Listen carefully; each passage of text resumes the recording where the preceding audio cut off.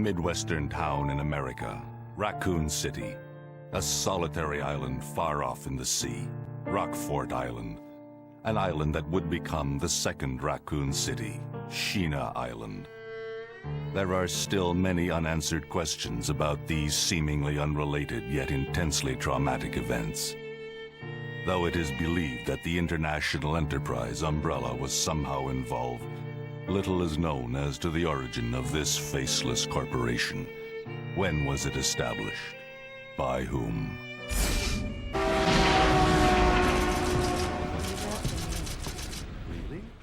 Resident Evil Zero often gets dismissed as the odd prequel in the franchise. A story about a train derailing in the Arklay forest and a swarm of grotesque leeches. But beneath the surface, it is one of the most important entries in the series because it introduces Umbrella's greatest weapon. Not the T-Virus, not the Tyrant program, but something more insidious, the ability to control the narrative. The corporation's real innovation was not bioengineering, but truth engineering. Resident Evil Zero is the first glimpse of how Umbrella manufactures cover stories, scapegoats, and official versions of reality that protect their interests while erasing their crimes.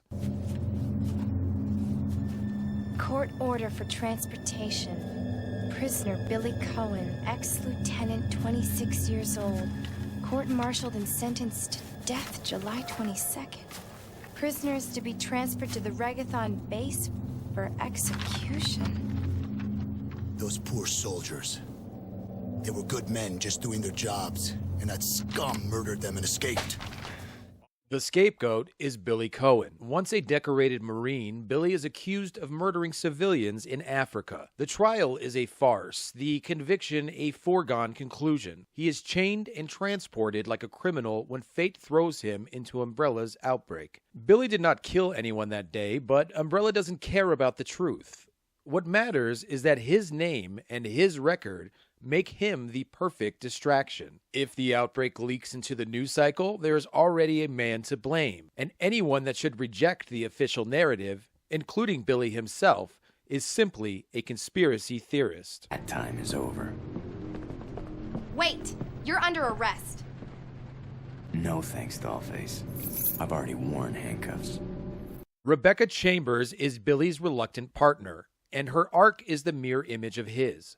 Where Billy begins the game already disillusioned, Rebecca enters as the picture of institutional faith, a rookie medic from STARS, perhaps as idealistic as Billy was during his military service. Rebecca, who is untouched by reality, still believes in her training, her badge, and the authority she serves. What the outbreak teaches her is not just survival, but complicity. By the end, she knowingly signs off on Billy's death in the official report. Billy walks free into the forest, but on paper, he ceases to exist. Rebecca's journey is the first example in Resident Evil of innocence corroded not by monsters and blood, but by the disillusionment in discovering the control these corporations have over our lives. The horror is not only biological, it is bureaucratic.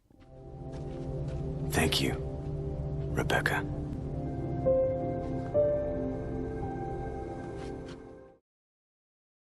The word zombie finds its roots in Africa, where various tribes had developed concepts for spirits either inhabiting corpses or loved ones rising from the dead. At the time of the slave trade, the Spanish transported large amounts of people to Haiti and the Dominican Republic. And people are more familiar with voodoo, which has both zombification and resurrection as core tenets of its faith. Zombies didn't find broad appeal, however, until 1968 with George Romero's Night of the Living Dead. A depressing, nihilistic film, it left audiences in stunned silence, but it also left its mark, putting zombies on the front page. Romero's follow-up film in 1985 came after a decade of 70s grindhouse films that had pushed the envelope, and by the 90s, the zombie was a household name in America.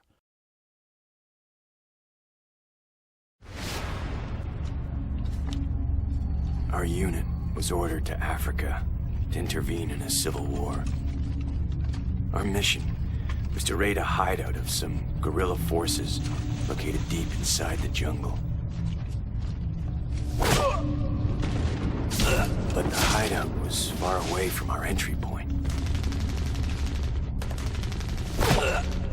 Some died from the heat. Others were killed by the enemy.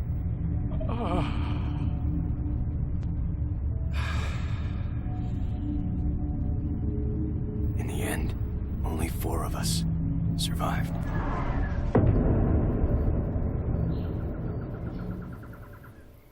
This theme that institutions manufacture reality is hardly confined to fiction. History offers well-documented parallels. In the 1950s and 1960s, the CIA ran Operation Mockingbird, recruiting journalists and entire newsrooms to launder propaganda as news. During Vietnam, the Pentagon told the public the war was being won, while the Pentagon Papers revealed the opposite. In the same era, COINTELPRO saw the FBI infiltrate and discredit civil rights groups, not by engaging their arguments, but by manufacturing criminal narratives around them. And in the early 2000s, the United States sold the world a war in Iraq based on weapons of mass destruction that never existed. These cases are not fringe theories from history, but official documented events that show a pattern. Institutions do not merely make mistakes. They often construct elaborate fictions to protect themselves at catastrophic human cost. Even in the present day, we have the Twitter files, often called the Twitter dumps, which refers to a series of internal documents, emails, and moderation logs released in late 2022 after Elon Musk's acquisition of Twitter. The files were shared with several independent journalists, including Matt Taibbi and Barry Weiss, who published detailed threads revealing how the company's moderation policies were influenced by internal politics, government contracts, and coordinated media narratives. The disclosures highlighted controversies such as the suppression of the Hunter Biden laptop story before the 2020 election, the shadow banning of certain accounts, COVID-19 revelations,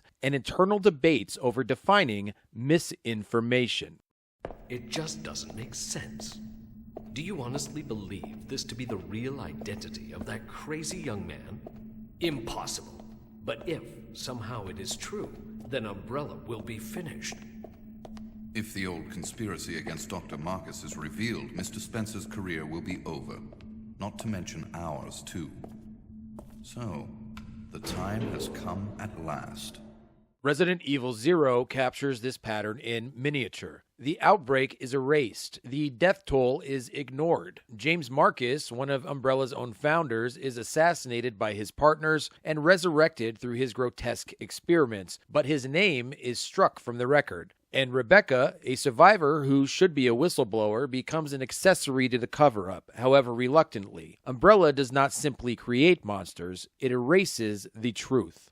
This was also a foundational glimpse into Umbrella's aristocratic hierarchy and the internal cannibalism of a corporate empire. James Marcus, as mentioned, is destroyed not by rival governments or competitors, but by his own colleagues, Spencer and Wesker, who see him as a liability. The company devours itself from the top down. This Wesker knows best brain rot will echo throughout the series. The Ashford family in Code Veronica, the global maneuverings of Wesker in later games, even the collapse of Umbrella into 1,000 splinter groups. All of it is foreshadowed here in the betrayal of Marcus.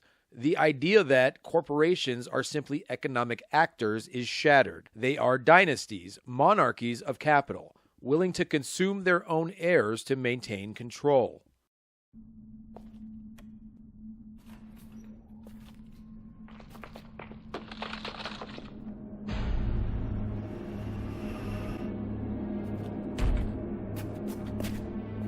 What is that?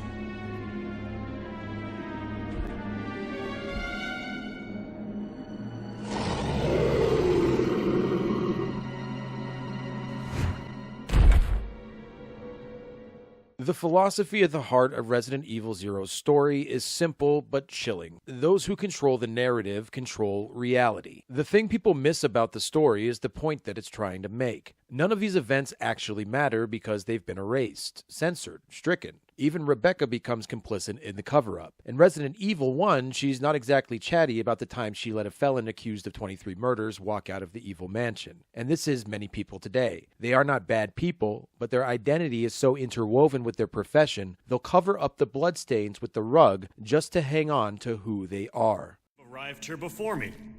Haven't you seen them? That's unfortunate. If we go straight from here, we should arrive at an old mansion which Umbrella uses for research. Come on, let's go. Wait! I've got to find Billy. Billy Cohen? You mean you found that criminal? Yes, but we got separated and... No point worrying about him. He won't make it.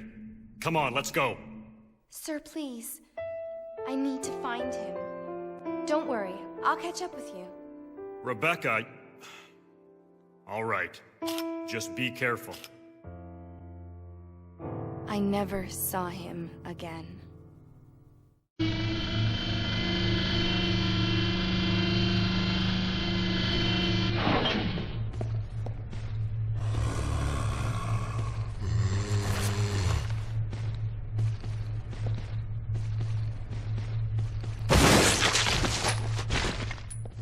Quite like the game's mechanics themselves, our perspectives are fixed. We can hear the shuffling steps of evil just outside the frame, but until we are allowed to see its source by the developers, we will not. In this way, the prequel offers knowledge for the player, not the in-universe characters, and gives reasons why it is not meaningfully referenced later on. But this ambiguity plants seeds that will bloom throughout the franchise. Rebecca's loss of innocence prepares her for the mansion incident of Resident Evil 1, where her survival depends on skepticism and resourcefulness. The scapegoating of Billy foreshadows the series' reoccurring theme of disposable pawns. From Raccoon City civilians to the countless mercenaries Umbrella sacrifices in its pursuit of profit. And Marcus's betrayal by his peers anticipates the endless cycle of Umbrella splinter groups devouring each other in later games. A hydra of corporate evil that grows new heads every time one is severed.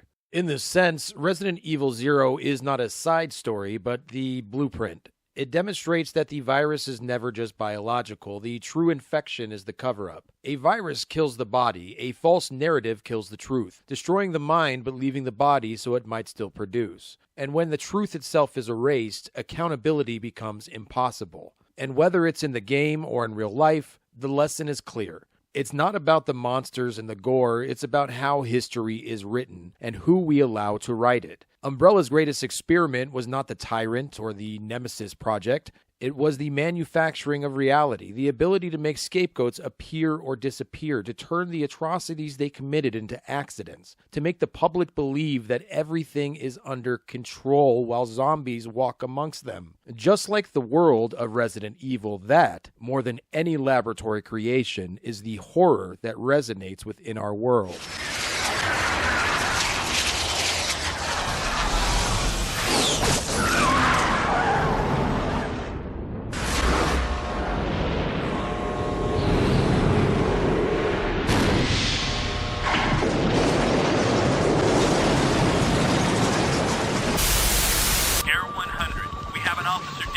Officer down. Code 3. Code 3.